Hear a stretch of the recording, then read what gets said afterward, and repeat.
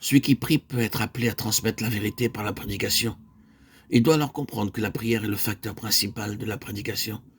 C'est-à-dire qu'il a besoin de la prière des autres pour pouvoir s'exprimer librement et avec fruit. Éphésiens 6, 19. Qu'il doit lui-même continuer à combattre en prière, au moment même où il prêche une vérité qui atteint le royaume de Satan. S'il a combattu en prière contre les puissances des ténèbres avant de prêcher, le courant se produira peut-être en son esprit, sans rencontrer d'obstacle. Mais même alors, il arrivera que les esprits mauvais combattront son message, et qu'il ait à lutter pour trouver ses mots, parce que son esprit doit en même temps supprimer les obstacles qui se dressent dans le royaume spirituel. Ce combat peut alors influencer la voix qui devient dure à cause de la résistance dans l'atmosphère ambiante. Elle redevient claire lorsque la résistance est vaincue. Chaque fois que l'esprit est ainsi engagé dans la lutte, l'homme extérieur, la circonférence, s'en ressent aussitôt et l'action ou l'élocution deviennent moins calmes, moins paisibles. Quand un croyant annonce la vérité, il arrive que les esprits séducteurs cherchent à entraver son discours, en versant dans sa pensée une série de commentaires sur ce qu'il dit ou sur ce qu'il fait.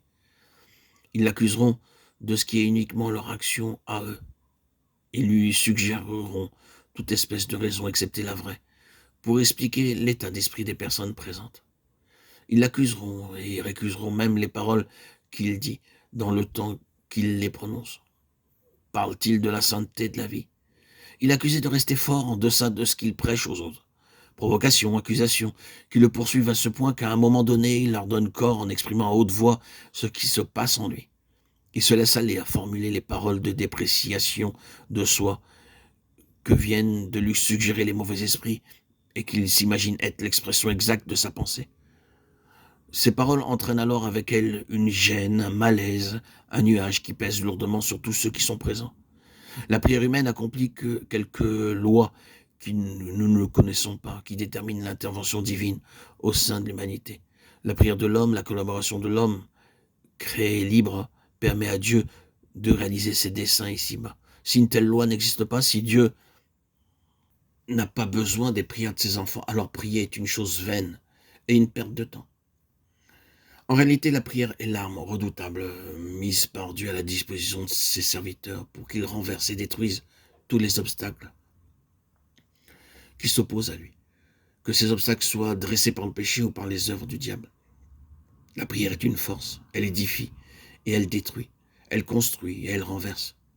Mais il faut qu'elle soit radicale, qu'elle atteigne les sources même, les causes de tous les obstacles qui entravent l'activité divine. Non seulement la prière sera radicale, mais elle sera aussi spéciale, spécifique, précise, déterminée. Elle entrera d'abord dans les plus petits détails de la vie de celui qui prie. Puis elle portera devant Dieu ce qui concerne l'environnement, le milieu social, intellectuel, religieux. Enfin, elle embrassera l'univers entier. Tel est le développement normal de la prière. Prière personnelle qui embrasse tous les besoins individuels. Prière pour la famille qui n'oublie aucun détail ni personne. Prière locale pour l'environnement. Atmosphère sociale, religieuse, morale.